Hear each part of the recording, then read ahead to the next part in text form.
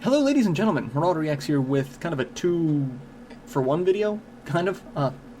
So a lot of people have been asking about seeing the game room, since I've talked about, I've done some renovations to it, some remodel, reorganization, and everyone's like, well, show off the new game room, show off the new game room. Because you see that everything has changed from just this small window that you get. So you haven't gotten a chance to really see what we've done. So a lot of people ask about that. It's still not quite finished. Like, I still need to put shelves over some of the Smash posters and whatnot, and I don't really show off the console shelf in depth. That used to be like a tower shelf, and now it's an entertainment center. I do show that off, but I don't go into a lot of detail about it, because the next thing that I'm going to do for this video is I'm going to give you a rundown of how my system is set up so that I can play, stream, and record. Because a lot of people have had some questions about that as well, about what do I use, yeah, I'll give a rundown. Every person who does this sort of thing has a completely different setup, so it's really interesting, at least for me, to see how people have everything set up so that they can play, record, and stream.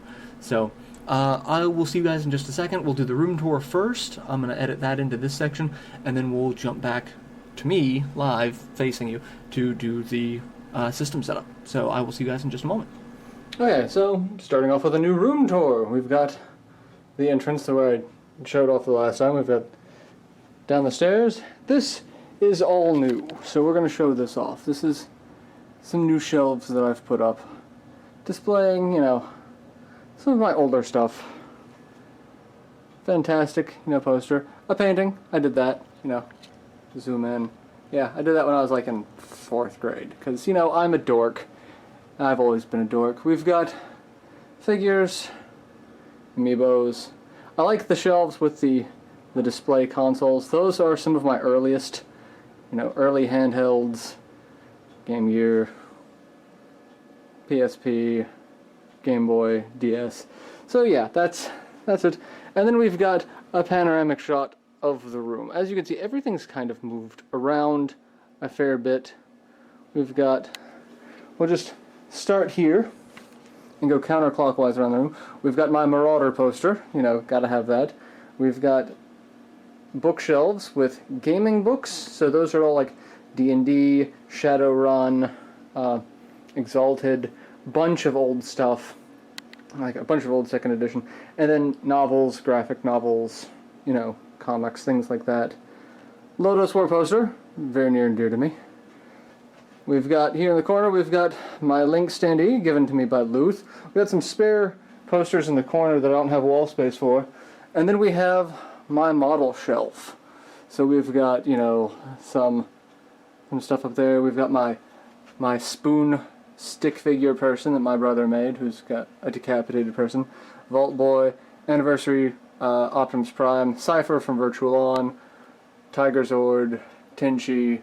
There's a Ra's al Ghul back there, and Marcus from Babylon 5. And then here we've got some Tekkaman figures and models. I have one more that needs to go in there. That's going to be my Marauder model. That shelf, we've got my Guyver, my custom Death Scythe and Wing Zero, and then my custom painted Tall Geeses. And then I've got a Guyver Figma over here that I still need to unbox and put in there. That's where he's going to go. Below that, we've got some Mega Men, Escaflowne, and Digimon stuff. More Gundam models. Even more Gundam models. And then assorted figures, Mai Shiranui, Tifa, Batgirl, Yusuke back there. And an original, die-cast Optimus Prime. Winged Ra, Metabots, some Zords, and Zoids, because I figured those would go well together. That seems to fit. Right over here, underneath the window, we've got my strategy guide shelf. That's all strategy guides. That's what all that madness is.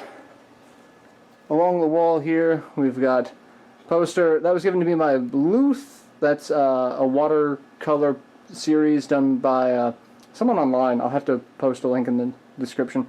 Doing Smash characters as watercolor. Swords for displaying my... I wore that one at my wedding because, you know, I'm a dork. Underneath that, we've got... All of that is spare recording stuff, so, like extra capture cards, extra cables, backup cables for consoles, things like that, should anything go wrong. My Nights into Dreams hat is there as well. This set of shelves here is controllers. So this is where all of my controllers get neatly stored when not in use and when I'm paying attention to it. My hats are in the window, so if you're wondering where I store them, they go there. Over here we've got another poster, same style, also from Muth. Above that are going to be a couple of shelves on over each of those for my oversized collector's editions. So like my Xenoblade Chronicles X, things that don't normally fit. Like I try to keep my box collector's editions on the shelf, unless they're like the really wide ones or really awkwardly shaped ones. Those are going to get their own shelf. And then the gaming shelf, we've got, on top of it, we've got my Final Fantasy clock, Dragon Force picture, Secret of Mana and Castlevania posters given to me by a friend of mine, my Chaos Emeralds, with Knuckles, Dewey, and a Starman hanging out there. Lunar box set. And then underneath we've got the games. We've got the Saturn games on top. Wii games underneath that. PS2 on the two shelves underneath that. Some more PS2 and then PSP. And then we've got Xbox 360 and GameCube, PS3, PS4, and Wii U. And then on this side we've got the surviving Saturn large cases, my indie box stuff, boxed Genesis games, PC and miscellaneous. We've got loose cartridges here for N64, Genesis, Atari, NES, and Game Boy consoles. We've got PS1 here on two shelves. We've got my game soundtracks, collector's edition of Pure Solar, along with all of my Dreamcast stuff, DS and 3DS type stuff. What few PC box games I have.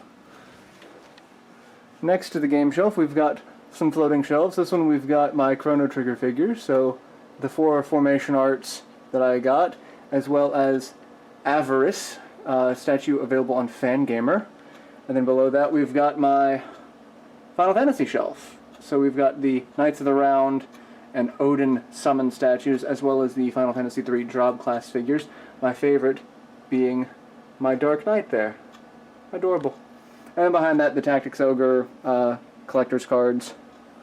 So, computer desk, this is where I do all of the work. Got my monitors, this is my Yeti, all of that. Above that, we've got my Shining Force 3 poster. Next to that, the TV, which is now hanging up on the wall, and you can see me in the reflection. That's it.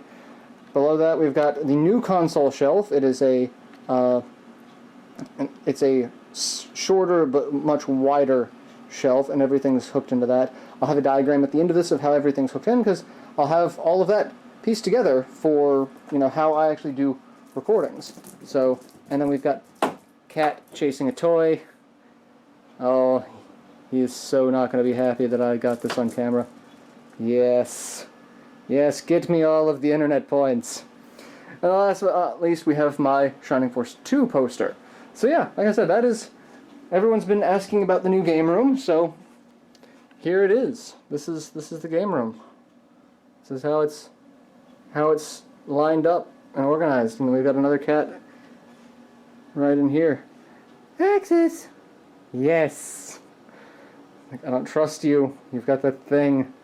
So yeah, new game room. At the end of this, like I said, I'll have a setup for how I've got the system set up and how I'm recording and everything now. So I hope you've enjoyed the tour. So see you in just a moment. Okay, so back should be. I'm editing everything, so it's going to be real interesting to do all this. So, like I said, I kind of glanced over the consoles when looking around the room. Like, you get to see the shelf. It's a nice shelf. I love it. It's a nice, glass and metal. It's very, modern. I use a lot of black furniture, like game shelves, and it fits. So, but the way things are hooked up, the centerpiece of how I have everything set up is the FrameMeister, which, a lot of disclaimers on that one. It is a very expensive piece of equipment, so it's not going to be for everyone. A lot of people are just aiming to get, a way to hook up retro consoles to modern TVs without having to settle for using composite. I hope it's composite. It's the red, yellow, white. I always get confused on that, between that and component, because that really is not a good quality signal. You get a lot of bleed, and modern TVs just don't deal with retro consoles well. The processing time that it takes to scale everything to fit can add a lot of input lag. It's not, modern TVs are just not meant for retro consoles. The FrameMeister fixes that because it has everything, it processes everything itself and sends it through an HD signal. It does add a little bit of lag, but considerably less lag than what your TV is going to do normally, so you're actually going to reduce the lag, but you're not going to be able to remove the lag. The only way to remove the lag is to play it on a CRT. That's sadly the long and short of it. Playing it on a modern TV, you're going to have a little bit of lag due to processing. But FrameMeister does fix that to where it's manageable lag. So, and a lot of people look at my setup, and there are things that I do that other people don't. There's always arguments about, do you play games in the original aspect ratio? Do you stretch it to fit the full screen? Well, since I like to play it in full screen, and I don't like the black bars, I tend to record in full screen as well, and that's a lot of personal preference. There's arguments to and for both sides. A lot of Let's Players really scream that if you stretch the original aspect ratio to a 16:9, you're just distorting the game and it becomes unwatchable. But I've seen a lot of people who actually view content say that they hate having the black bars, or they hate having the static images, or like they don't like the fact that there's the small window with the game stretched out around it and blurred so that it gives like the illusion. Like they don't, and that's the thing, there's going to be a lot of personal preference on that. So just take that with a grain of salt. This is how I've got it set up. A lot of people are going to have different, but it's because I have a nice big TV screen. I like the game to fit the TV screen. That's my preference. But the FrameMeister is the centerpiece of that. Like I said, it is an expensive piece of equipment, but I've been loving it. Just the amount of options that it has for customization is mind-blowing. You'll probably have to do a firmware update. Once you do that, tons of options open up to where you can make the game look even better than what you remember it being in a lot of cases. So, with that said, the FrameMeister itself has 2 HDMI inputs, and for that I have 2 consoles running through HDMI. I've got the PS4 and the Wii U.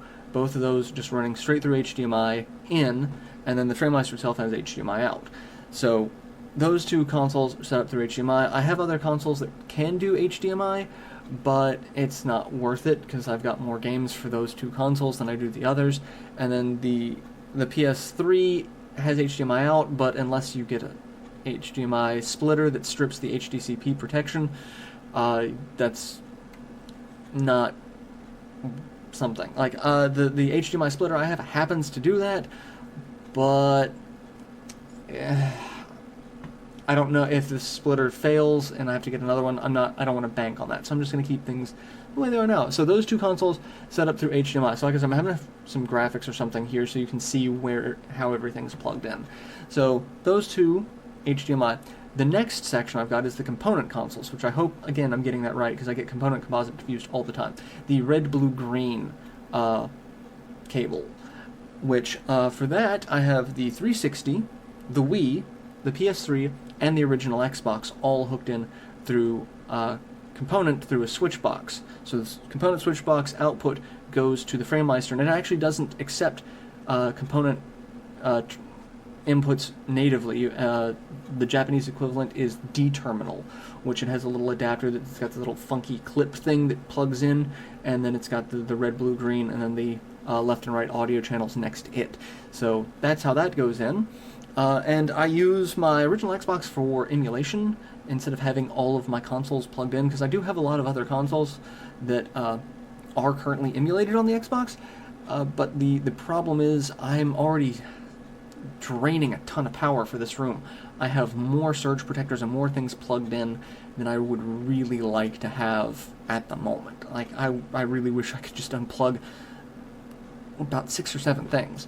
But because of my setup being the way it is, to where I can just instantly turn on a console and turn the TV on and play it, that the constant need or fear to plug or unplug things, it becomes more of a hassle. So I consolidated on that front with the original Xbox, which does kill kind of the usefulness of the FrameMeister, because all the consoles that the Xbox is emulating are the consoles that really shine through the FrameMeister, but it's a trade-off between quality and power consumption and hassle.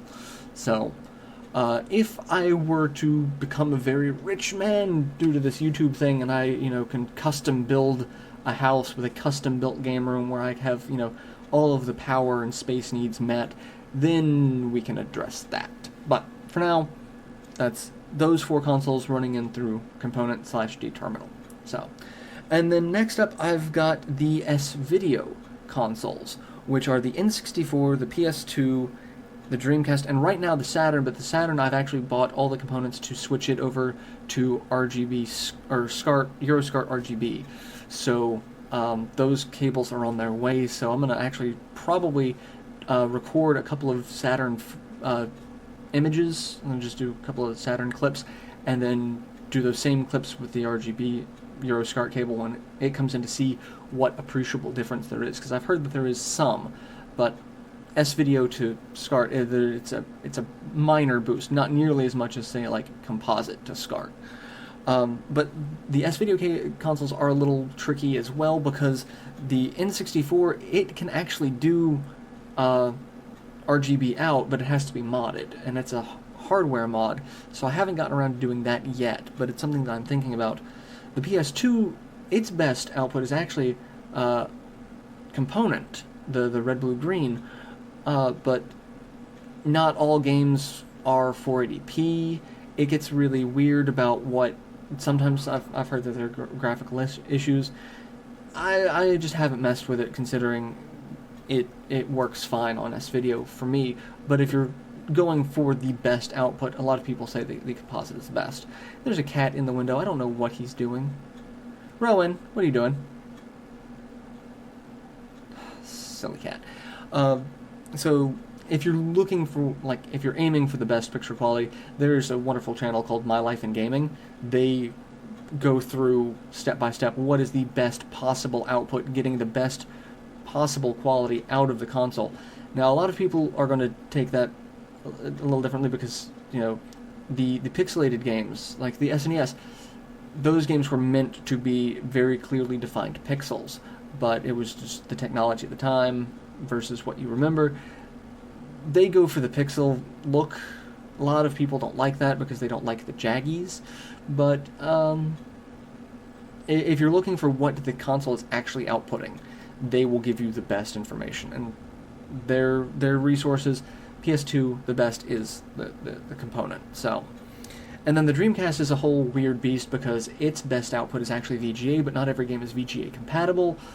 It gets even more complicated with that, because then you're like, well, some of the best are S-Video, some of the best are VGA. What's the best? And there are some converter boxes available, so you can have multiple outputs. I've looked into the Dreamcast stuff. Confuses the crap out of me. And since I don't play that many Dreamcast games on the channel, I do play them occasionally, but I don't record a lot of them, I figure S-Video is more than enough for what I'm doing. So, and like I said, the Saturn I've already got switched out, or I'm in the process of switching out. So, but right now I've got those 4 on S-Video, but it'll be 3, and then the Saturn, and then maybe the N64 might switch to RGB SCART once I get the modding for that. Again, check out the My Life in Gaming channel. They have all of the information about what consoles are ready to output RGB versus what consoles need some sort of modification. They've got a ton of information on it. They link to 3 or 4 other sites that have been doing all of the research to set all of this up. So yeah, that is my setup. That's my gaming setup for that. All of that, like I said, running through the FrameMeister. The FrameMeister has HDMI out. I do have an HDMI splitter right behind the FrameMeister. Like I said, yes, it does luckily strip the HDCP, but I'm not really using that because the only consoles that's really an issue for are the PS4 and the PS3. And the PS4 has a means of turning it off for playing video games, but you have to turn it on to watch movies and it's a hassle because it doesn't automatically switch. The Xbox One, I've been told, automatically switches between game and movie content so that you don't have to worry about that. And then the PS3 just has HDCP on all the time. So, and from what I can tell, finding an HDMI splitter that actually strips the HDCP it's luck. That's going to be the long and short of it, because it's going to depend on where it was made, when it was made, because everyone's constantly like, you have to have this on there. You can't have the HDCP stripping feature. So it gets really weird. It's like one model of HDMI splitter I've seen. Oh no, it strips it, and then one person gets the exact same model, but they just happen to get a later batch or something. It's like, no, it doesn't strip it. They've removed that. It's like, okay. So it's a bit of a hassle. So I'm not going to link which one I've got because there's no guarantee that you'll get it. It's just a maybe kind of deal. Because the one that I got, literally there were some reviews saying it stripped it, some reviews said that it didn't. It just all depends on what happened. So you can do some research, see if there's any specific sellers that's like, yes, we totally don't sell it, like that sort of thing. But this one happens to, and it has the HDMI signal going to the TV, and then from the splitter to my PC as well for recording. I've got a PCI capture card. It's got the HDMI in. So now I used to have to do a lot of switching, like I'd have to switch between the S-Video consoles, the component consoles, the line-ins for them, because I had separate line-in. Now everything just kind of runs through the capture card, through the HDMI out, which is why I did a bunch of tests and was checking to see what people thought of certain, quality and audio quality and video quality, because there's a lot of changes for that. But that's my setup. I'm more than welcome people to tell me their setups. I would love it if you guys tell me what you've got set up, or if there's any way that I could streamline this any more than I possibly already have. Because at this point I don't see how I can. I've got 2 switch boxes, one for a component, one for S-Video. Just switch those, and then everything just goes into the FrameMeister from there. So it's like I just switch on the FrameMeister. That's really it.